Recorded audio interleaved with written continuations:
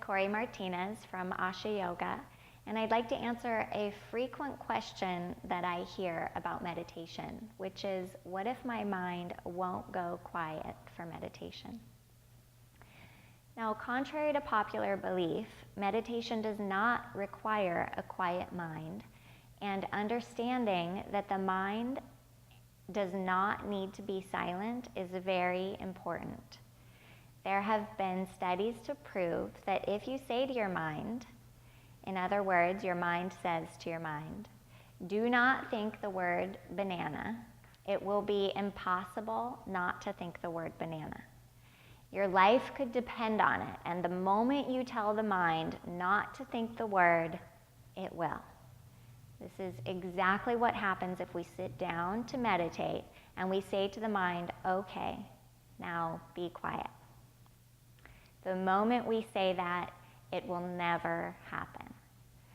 We also cannot simply play a game of reverse psychology with the mind either.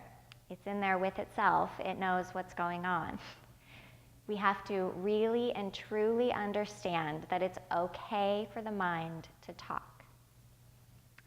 What we have to realize is that we are not our minds, and we can rest attention or awareness on something other than the mind and the various topics and interests of the mind.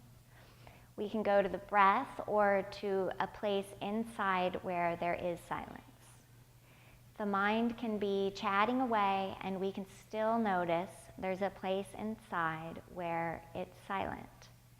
A place that is there before the noise of our inner or outer environment grab our attention.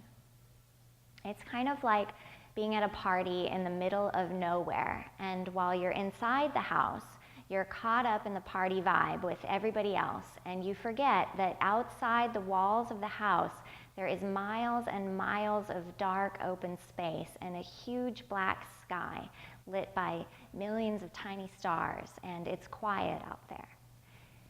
Everyone in the house doesn't have to stop talking in order for you to step outside the door, walk a short distance, and experience this vast, open, quiet space in all its glory. So don't expect your mind to go quiet. Know that it doesn't need to, but also know that once you direct your attention elsewhere, it might, and that's fine too. The important thing is that you develop commitment and dedication to setting the time aside for meditation practice, and that during this time you remain dedicated to leaving the party. The mind may come to get your attention 10 times, 100 times, or 1,000 times, and each time it takes a conscious effort and dedication to stay outside in the silence. Over and over again, you'll be pulled back into the party and get lost in thoughts or stories. It is your dedication to going back out into the space where it's quiet that makes it meditation. This is very different from making the mind be quiet or needing the mind to be quiet, and even from expecting to stay in the place where it's quiet for the entire time you sit for meditation. So if your mind won't go quiet for meditation, fine. Step away and find the place where it's already silent before your mind even goes quiet. And if you can't do that, fine. Breathe and see what it's like to breathe and think the thoughts that come into your mind. The most important thing I have to say about your meditation is the effort is worth your time.